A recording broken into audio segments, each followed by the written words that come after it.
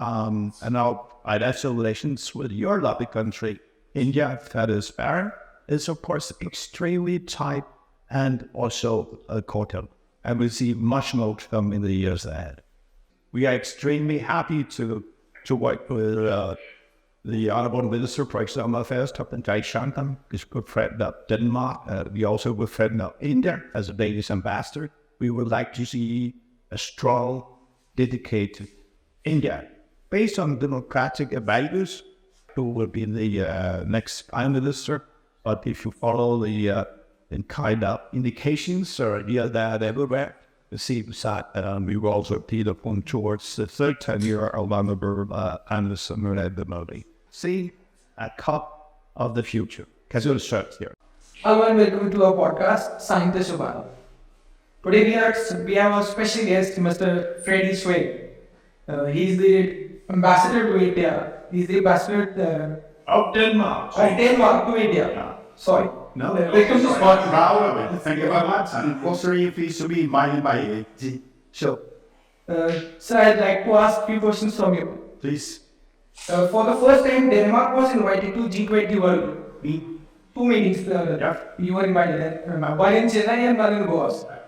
So how was the experience of Mr. Dan Hewison? It was a fantastic experience, and I'll tell you why. Because it was the first time ever that Denmark was invited by any of the G20 presidencies to take part. And when we started discussing in Delhi with the Indian friends and counterparts, they understood that what Denmark stands for, mainly sustainability, green transformation, green skills a lot. That could be a very important contribution to the G20 work.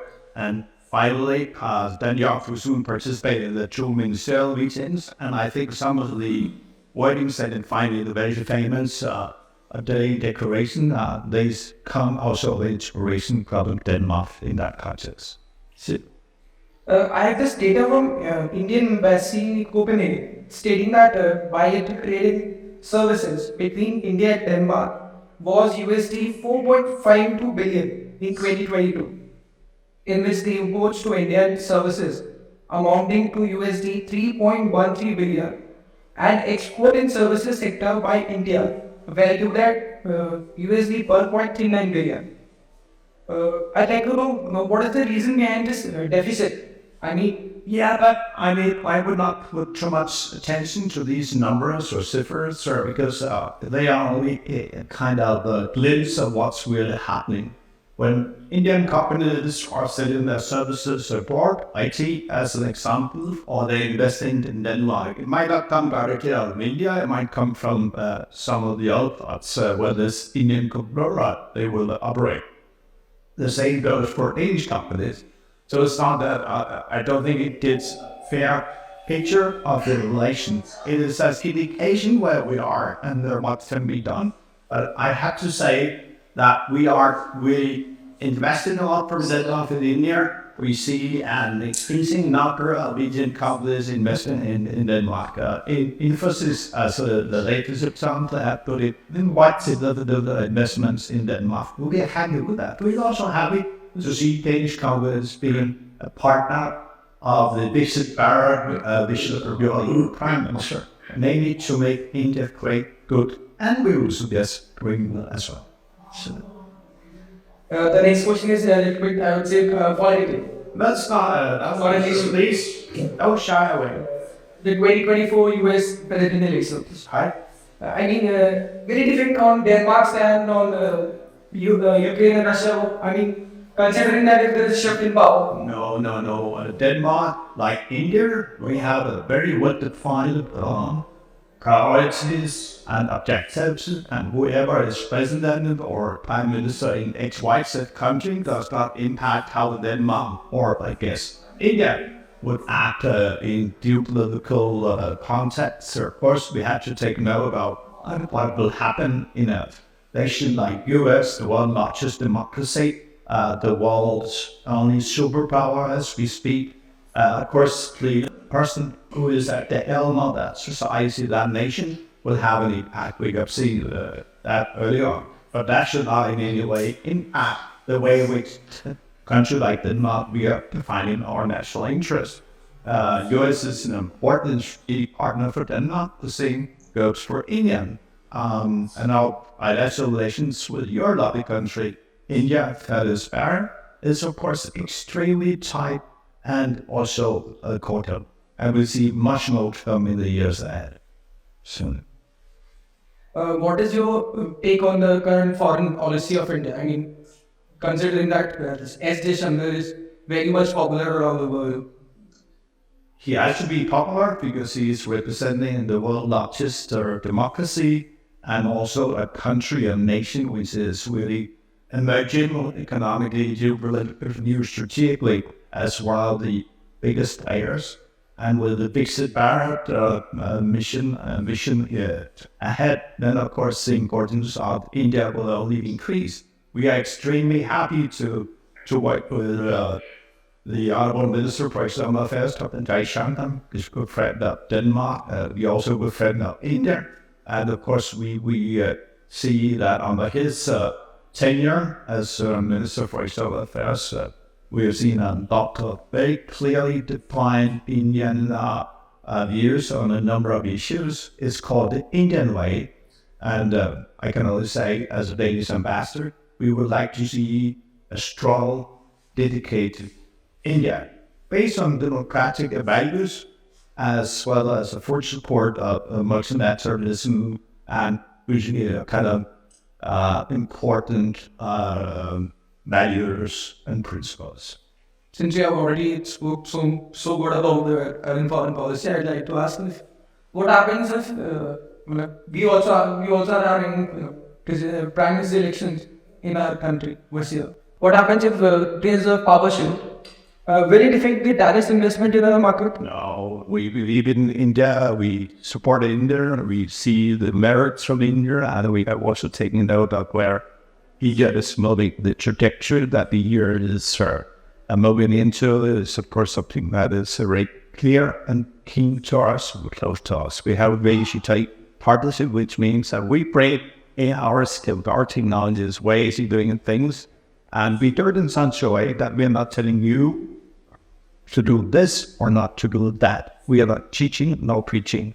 And of course, it's for you to decide who will be the next prime minister.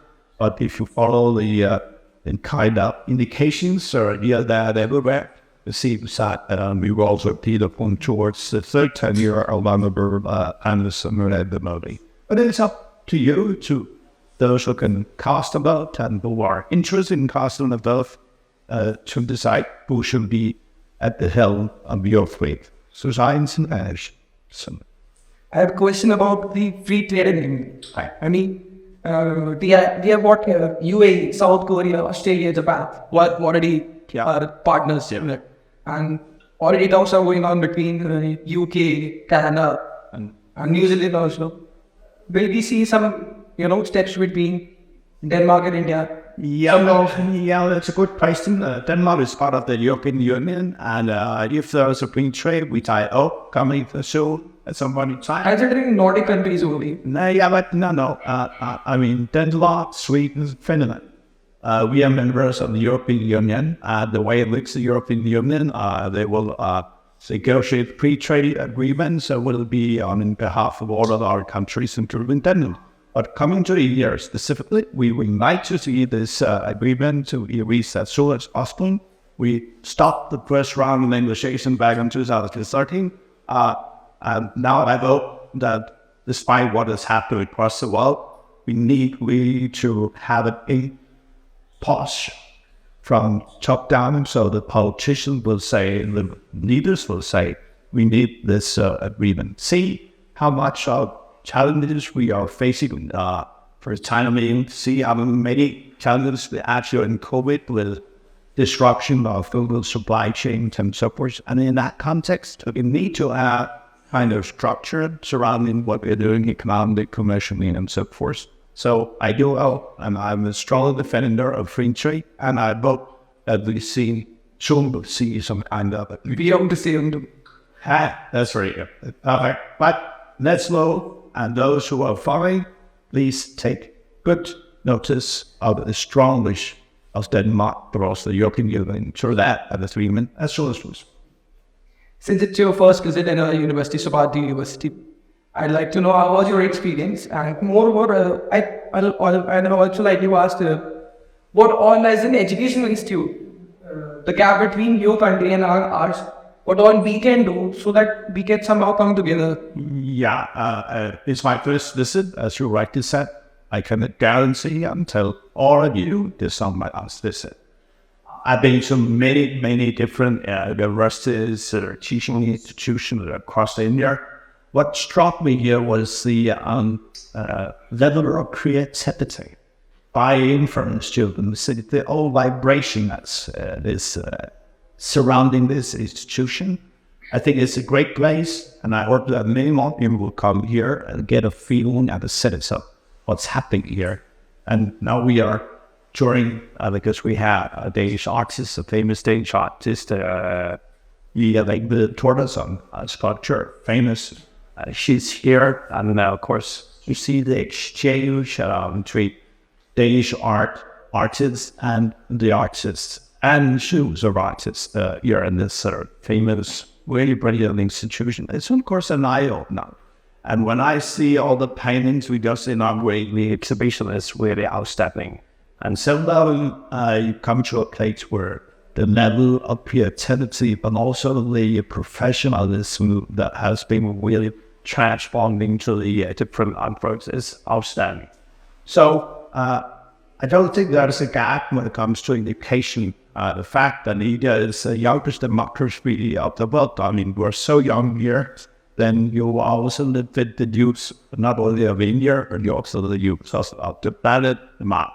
So last year, in fact, if I can say that, the nationality that got most work permits issued in Denmark, in fact, were Eurasians. So it's an indication that whatever we can do in order to tap into this brilliant Indian talent pool, the better. And we hope also to see that there can be an exchange, not only among artists, students, but people to people at large. So that's my wish. Yep. And I hope you used to love it with your whole family in the institute again. And my family is big. Really doesn't 7 grandchildren. Blockbuster. I don't. We're happy to be all Perfect. So we'll soon be coming. This is so. Thank you so much for that. Now, and I think it's fantastic seeing a cup of the future. Casual shirt here. Thank you, Sahitya. My friend. Thank you, sir. Thank you. Thank you, Otto.